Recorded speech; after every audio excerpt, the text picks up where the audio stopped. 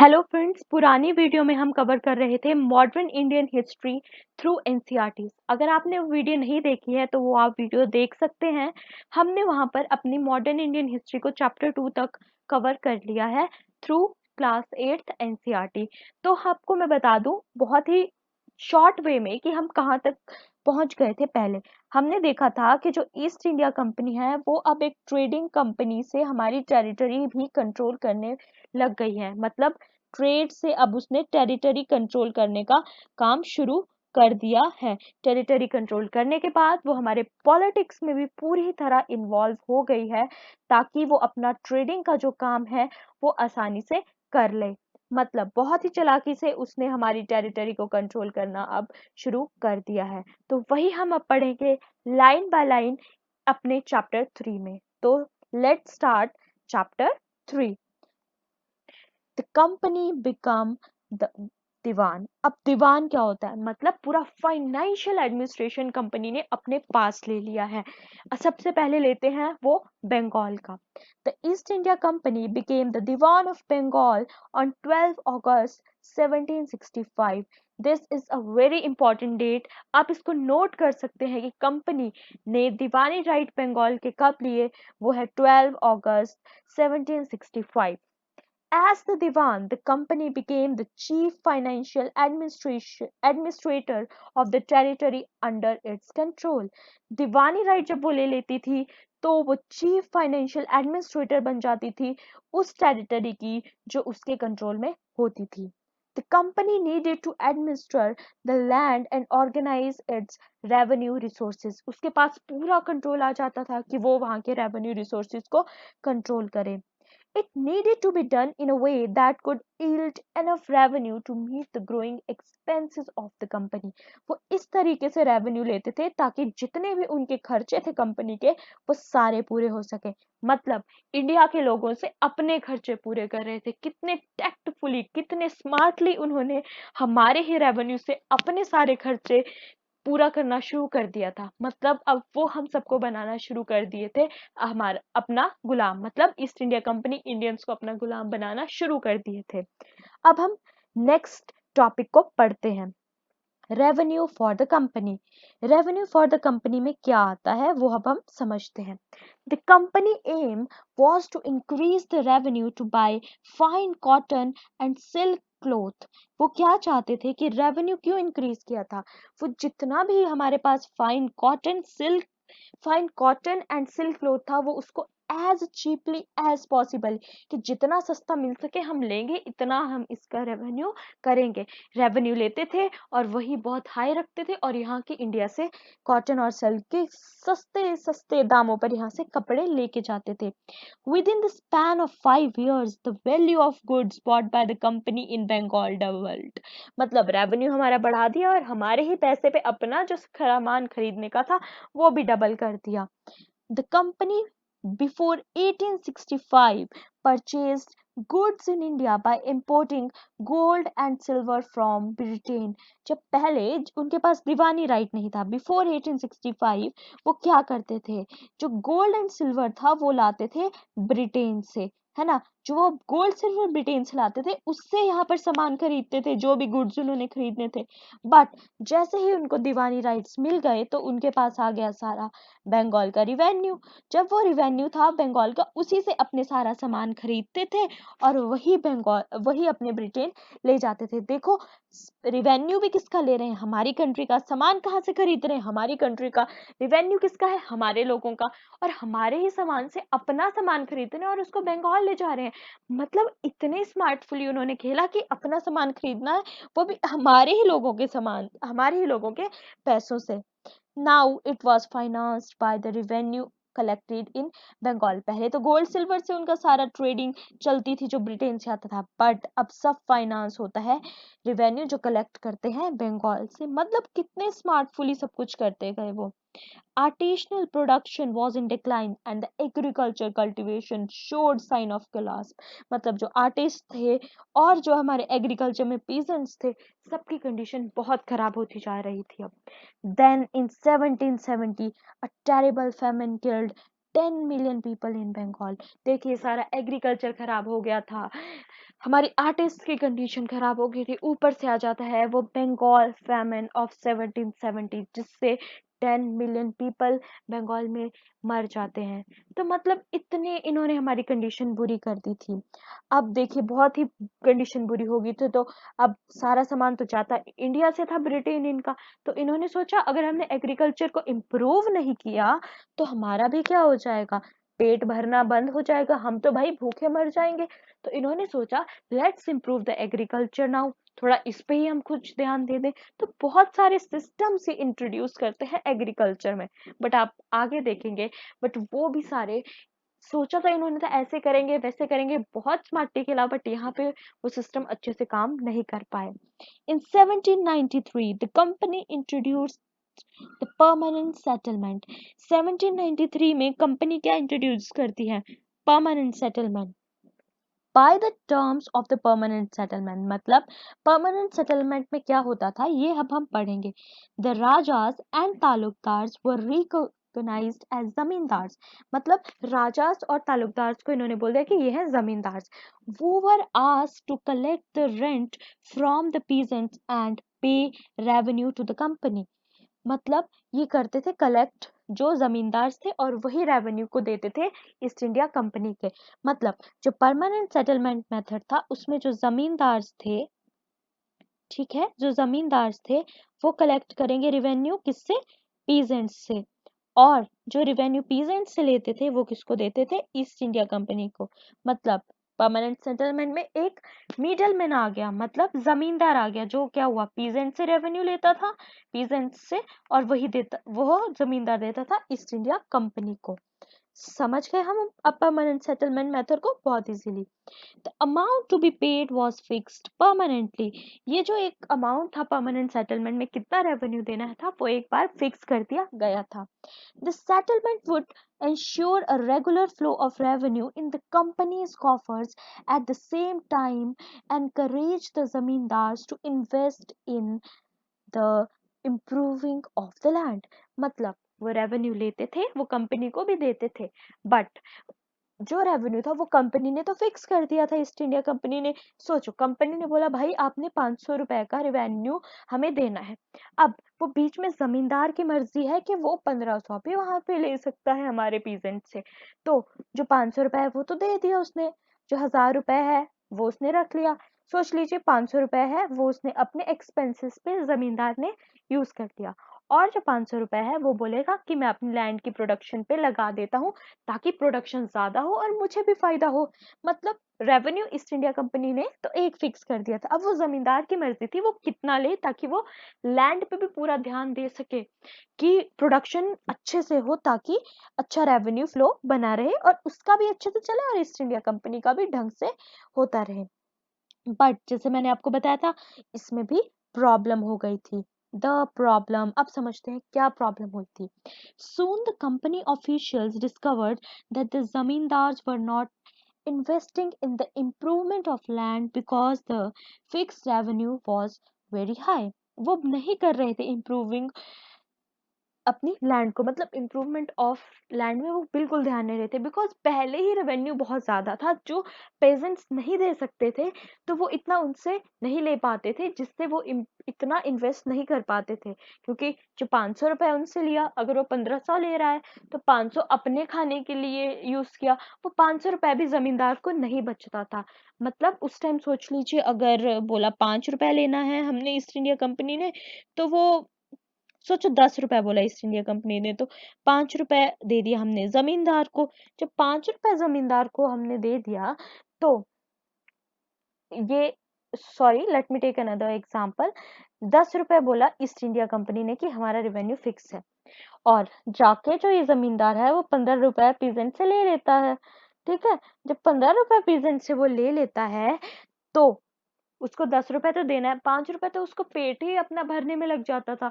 तो इतने पैसे नहीं होते थे कि वो इम्प्रूवमेंट ऑफ लैंड में भी उसको यूज कर सके। मतलब समझ गए ना आप। By the decade of the 19th century, the situation changed. The prices in the market rose and the cultivation slowly expanded। देखो मार्केट में प्राइस बहुत बढ़ गई तो कल्टीवेशन भी एक्सपैंड हो गई। अब देखो जब डिमांड बढ़ गई तो लोगों ने सोचा बहुत कल्टीवेट करते हैं। Even the zamindars were not interested in improving the land. Moreover वो इतने इंटरेस्टेड नहीं थे कि चलो करते रहते, इतना इंटरेस्ट नहीं था उनका इम्प्रूवमेंट ऑफ लैंड में। In the villagers the cultivator found the system extremely oppressive. जो कल्टिवेटर्स को लगता था भाई हमसे तो बहुत रेवेन्यू लेते हैं, ये तो बहुत ऑप्रेसिव मेथड था।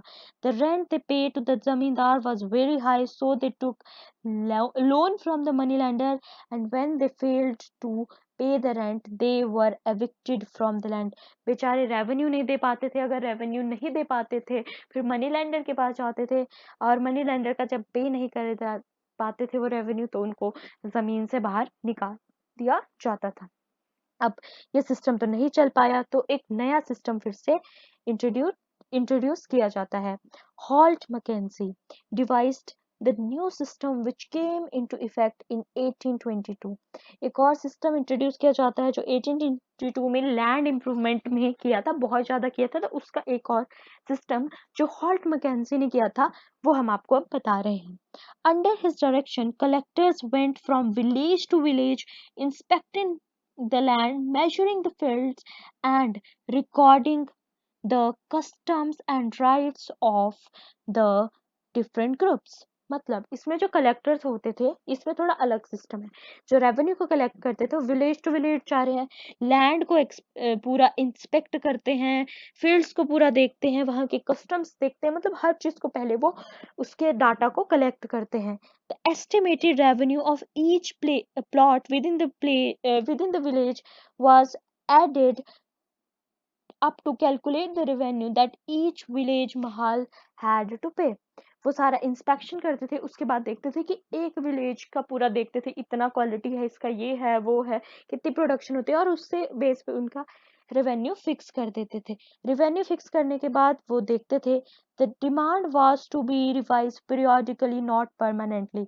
जैसे परमानेंट सेटलमेंट में एक बार परमानेंटली रेवेन्यू को फिक्स कर दिया था, बट यहाँ पे पीरियोडिकली होता था, बार बार revenue change. The charge of collecting the revenue and paying it to the company was given to the village headman rather than to the zamindar। This system came to know as the Mahalwari system. देखिए महल का मतलब होता है village, तो इसमें क्या होता था, विलेज हेडमैन को आपको देना होता था रेवेन्यू, और वो आगे जाके ईस्ट इंडिया कंपनी को दे देता था। परमानेंट सेटलमेंट की तरह जमींदार को नहीं देना था, इसमें किसको देना था, विलेज हेडमैन को। जैसे कि आप याद रख सकते हो महलवारी, महल मतलब विलेज, विलेज से आपने याद रखना है कि जो महलवारी सिस्टम था उसमें आपको विलेज मैन को देना पड़ता था। अगला सिस्टम जो आता है वो आता है आपके पास मुनरो सिस्टम। ये भी एक आपका लैंड सेटलमेंट सिस्टम था जो आपकी ईस्ट इंडिया कंपनी ने इंट्रोड्यूस किया था। The British territories in the south a new system was devised known as ryotwari system. इसी सिस्टम को रयोतवारी सिस्टम भी कहा जाता था, जो कि साउथ इंडिया में इंट्रोड्यूस किया गया था। This company was gradually extended or this system was gradually extended all over South India। ये साउथ इंडिया में पूरी जगह जो रैतवारी सिस्टम था या आप इसको बोलते हैं मुनरो सिस्टम था वो इंट्रोड्यूस हो गया था। The settlement had to be made directly with the cultivator ryots who had tilled the land for generation। जो खुद उस पे करता था लैंड पे सारी कल्टीवेशन, उसी से ही लिया जाता था ये revenue. Their fields had to be carefully and separately surveyed before the revenue assessment was made। इसमें भी पूरा कलेक्ट किया जाता था डाटा, उसी के बाद रेवेन्यू को लिया जाता था। प्रॉब्लम्स, और क्या प्रॉब्लम्स थी और वो हम समझते हैं। In order to increase the income from the land, revenue official fixed high revenue demand। वो चाहते थे कि उनकी इनकम लैंड से ज्यादा हो, तो उन्होंने रेवेन्यू बहुत हाई रख दिया था। Peasants were unable to pay। Peasants देखिए ज्यादा पैसे होंगे, बेचारा किसान कहाँ से इतना पैसा लाता, अपना पेट भरे या फिर लैंड पे अपना ध्यान दे, बेचारा नहीं पे कर पाता था revenue. The ryots fled the countryside. और जो पीजेंट्स होते थे वो कंट्री साइड को कंट्री से भाग जाते थे। And the villages became deserted in many villages. जब ये पीजेंट्स पे नहीं कर पाते टैक्सेस तो ये भाग जाते थे जब भाग जाते थे तो जो विलेज थे वो एक बंजर बन गए थे, वहां पे कोई एग्रीकल्चर नहीं करते थे, कुछ कुछ रीजन से जहाँ पे भाग गए थे। अब हम पढ़ते हैं क्रॉप्स फॉर यूरोप। अब हम इसके बारे में कुछ पढ़ते हैं। Crops for Europe. By the late 18th century, the company tried to expand the cultivation of opium and indigo. अब लेट 18th सेंचुरी में कंपनी बोलती है कि अब हम ग्रो करेंगे ओपियम एंड इंडिगो, और हम तो नहीं करेंगे पर इंडिया के लोगों पर पूरा कंट्रोल जमा के उनसे फोर्सफुली हम कंट्रोल ये ग्रो करवाएंगे ओपियम और indigo. The company force cultivators in various parts of India to produce other crops, jute in Bengal, tea in Assam, sugarcane in United Provinces, wheat in Punjab, cotton in Maharashtra and Punjab, rice in Madras. मतलब different different crops उन्होंने, जैसी उनकी demand थी वो हमारे farmers को बेचारे forcefully बोला कि लगाओ, ये बहुत जैसा उनको चाहिए था वैसा हमारे से ग्रो करवा रहे थे। अब हिस्ट्री ऑफ कलर, हम इंडिगो का थोड़ा और बात करते हैं जो इनको ग्रो करने को बोला था। The rich blue dye used in the Morris the rich blue color was produced from a plant called indigo।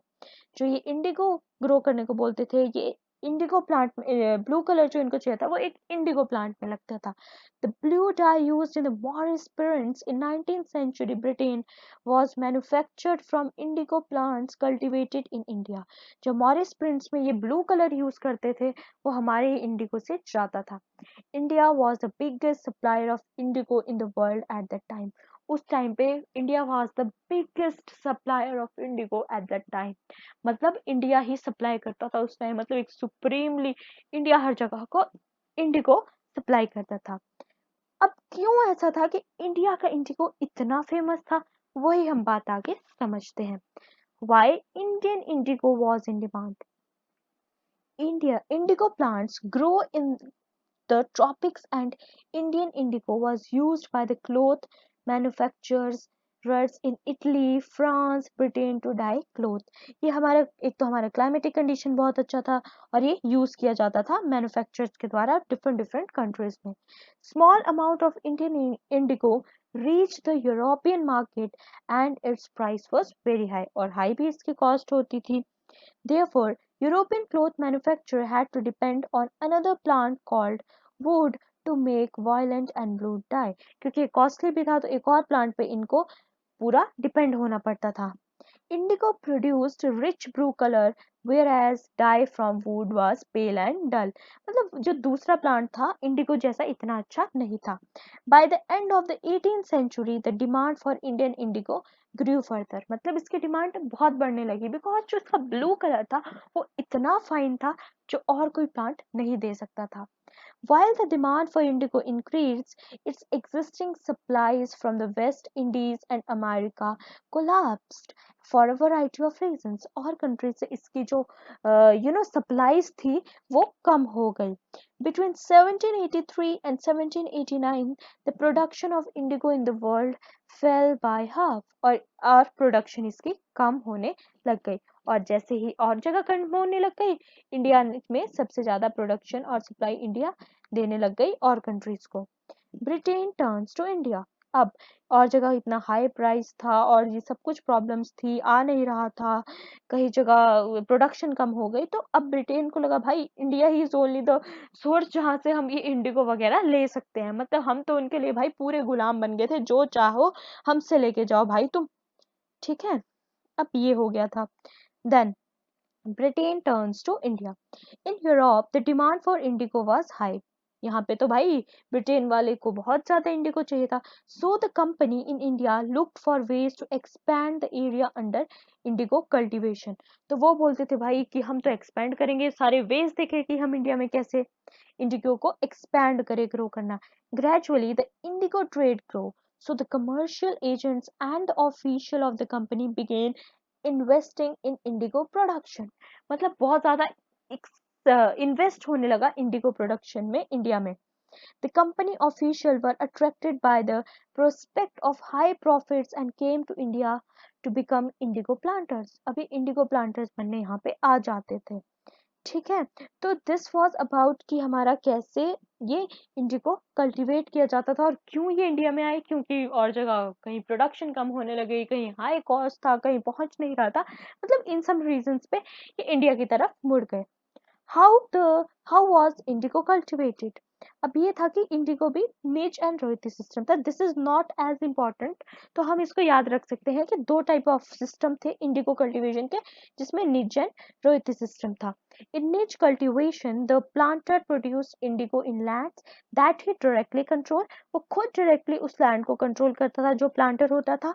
He either bought the land or rented it from the other zamindars and produced indigo by directly employing hired laborers. वो मतलब किसी से land ले लेता था और वहां पर directly control करके वहां पे laborers को लगा देता था। The problem with niche cultivation. Under niche cultivation, the planters found it difficult to expand the area. Indigo could only be cultivated on fertile lands. Planters attempted to lease land around the indigo factory and evict the peasants from the area.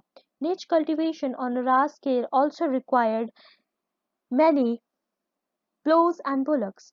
Till the late 18th century, planters were therefore reluctant to expand the area under niche cultivation. मतलब वो थोड़ा सा land किसी से खरीद लेते थे और वो फर्टाइल लैंड पे ही हमारा लगता था, तो वो वहां से और पीजेंट्स को निकाल देते थे और अपनी ही इंडिगो वहां पे ग्रो करते थे। मतलब बहुत चालाकी से वो करते थे और प्रॉब्लम होती थी क्योंकि वो फर्टाइल पे ही, तो ये वो अपनी लैंड को एक्सपैंड भी नहीं कर सकते थे क्योंकि उन्होंने कुछ अमाउंट ऑफ ही लैंड खरीदी होती थी। अब Indigo war on the land of riots. अब ये समझते हैं, the planters under the riote system were forced to sign a contract. Nij system में तो वो लेते हैं लीज पे लैंड, बट रियोते सिस्टम में उनको एक साइन कॉन्ट्रैक्ट साइन करना पड़ता था प्लांटर्स को, ठीक है, जिसको एग्रीमेंट या सता भी बोल सकते हैं। Those who signed the contract got cash advances from the planters at low rates. उनको cash advances भी मिलते थे to produce indigo. वो बोलते थे हम आपको पैसे देंगे and you grow indigo.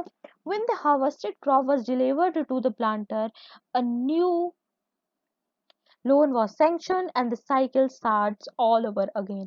Peasants soon realized that how the loan system was. After an indigo harvest, the land could not be sown with rice. मतलब उनको पता लग गया अगर आप एक बार इंडिगो लगा दो तो आप कुछ और नहीं वहां पे लगा सकते थे। और नीच एंड रियोती सिस्टम में, नीच सिस्टम में हमें पता लगा वो लीज पे लैंड लेते थे, वो एक्सपैंड नहीं कर पाते थे, मतलब एक बार फर्टाइल लैंड पे आप लगा दो फिर से वहां पे इतना अच्छा और चीज नहीं लगा पाते थे। तो नीच सिस्टम में हमने देखा कि वो लीज पे लैंड ले लेते थे और डायरेक्टली फिर वहां पे लगाते थे, और या फिर डायरेक्टली किसी लेबरर्स को दे देते थे और पर कंट्रोल पूरा अपना रखते थे। रियोती सिस्टम में उनको एक कॉन्ट्रैक्ट साइन करना पड़ता था। मतलब दोनों ही जो सिस्टम थे वो कहीं ना कहीं ऑप्रेसिव थे। तो ये हमने समझ लिया। तो प्रू रेबेलियन एंड आफ्टर, अब कुछ ब्लू रेबेलियन के बारे में हम पढ़ लेते हैं बहुत ही इजी वे में। तो ब्लू रेबेलियन एंड आफ्टर, अब इंडिगो से भाई एक रेबेलियन होने लग गई, वो बोलने लगे अब हम नहीं ग्रो करेंगे, उनके अंदर एक रिवोल्ट की भावना आने लगी, उसी बारे में इस पैराग्राफ में लिखा है। Ryots and Bengal refuse to grow indigo, वो नहीं ग्रो करते, उनको पता लग गया कि एक बार हमने उस पे लगा दिया तो हम तो भाई चावल तो वहां पे नहीं लगा सकते, अपनी कोई क्रॉप नहीं ग्रो कर सकते, इंडिगो लगाया है फिर तो भाई लैंड का हो गया पूरा बेकार काम। People who worked for the planters were socially boycotted and the go masthas मतलब agents of planters जो उनके कलेक्ट करने आते थे, वो came to collect rent for beaten up, उनको सोशली बायकॉटेड करते थे। मतलब लगाना है तुमने इंडिगो भाई तुम्हारा तो होगा सोशली बायकॉट पूरा। मतलब तो फिर उनके साथ एक सोशल सेक्लूशन होता था जो प्लांटर्स के साथ काम करते थे, क्योंकि उनको हो रहा था नुकसान, तो एक यूनिटी अब उनमें आने लगी कि भाई हम तो कोई नहीं लगाएंगे। The Indigo peasants believed that the British government would support them in their struggle against the planters. उनको लगा कि ये जो ब्रिटिश गवर्नमेंट है ये हमें सपोर्ट करेगी इन स्ट्रगल हमारा जो हम प्लांटर्स के थे, बट ऐसा तो कुछ होने वाला नहीं था भाई, सब तो उनका ही करा आया था। After the revolt of 1857, the British government was worried about the possibility of another popular rebellion. उनको लगता था कि revolt of 1857 के बाद भाई एक popular rebellion फिर से हो सकता था। As the rebellion spread, intellectuals from Calcutta rushed to the indigo districts. बोला कि अब ये रिवोल्ट ज्यादा ना हो जाए, इसलिए जाइए जहाँ पे भी इंडिगो डिस्ट्रिक्ट्स थे वहां पे अपने सारे जो इंटेलिजेंट गवर्नर जनरल्स वगैरह थे वो सारे भेज दिए। The government set up the Indigo Commission to inquire into the system of indigo production। Governor ने बोला भाई ऐसा ना हो जाए कि कुछ ज्यादा ही प्रॉब्लम हो जाए और हमें यहाँ से निकाल कर फेंक जाए, तो एक इंडिगो कमीशन बिठा दिया गया इसकी पूरी इंक्वायरी करने के लिए। The commission asked the railroads to fulfill their existing contract, but also told them that they could refuse to produce indigo in future। वो कहते हैं जो आपका पहला कॉन्ट्रैक्ट हुआ उसको पूरा कर दीजिए और आपके पास ये राइट है कि आप रिफ्यूज भी कर सकते हैं इंडिगो प्रोडक्शन के लिए। पहले तो उनको फोर्स किया जाता था। Indigo production collapsed in Bengal after the revolt, और रिवोल्ट हुआ उसके बाद ये इंडिगो प्रोडक्शन वाला सिस्टम पूरा बंद। When Mahatma Gandhi returned from South Africa, a peasant from Bihar persuaded him to visit Champaran। जो आपने पढ़ा होगा शुक्ला एक आता है उनके पास प्रेजेंट, और वो उसको उनको कहता है कि मेरे साथ चलो, और वहां पे रिवोल्ट होता है जिसके कारण ये सब कुछ बंद होता है। And see the ply of the Indigo cultivators, वो देखते हैं रिवोल्ट भी होता है। इन 1917 he visited which marked the beginning of the Champaran movement against the indigo planters। जिसके बाद वो चंपारण मूवमेंट होता है, गांधी जी वहां पे आते हैं और ये सारा सारा इंडिगो कल्टीवेशन का मामला अब बंद हो जाता है। तो इस चैप्टर में हमने चैप्टर 3 कवर कर लिया है और इसमें हमने बहुत ही इजीली समराइज्ड वे में अपना चैप्टर 3 को कंप्लीट कर लिया है। ऐसे ही हम थ्रू एनसीईआरटी सबसे पहले मॉडर्न इंडियन हिस्ट्री को कवर करेंगे और बहुत ही इजीली आप धीरे धीरे देखेंगे कि आपने सब कुछ कवर कर लिया है। तो दिस वाज टुडेज वीडियो, और जैसे ही आपको लगा होगा वो आप फीडबैक भी दीजिए, और आप ज़रूर इस चैनल के लाइक भी करें इस वीडियो को और सब्सक्राइब भी करें। बहुत जैसा आपको लगा हो वैसी फीडबैक भी दे सकते हैं। And this was today's video, और नेक्स्ट वीडियो को हम कवर करेंगे बहुत ही जल्दी। Thank you.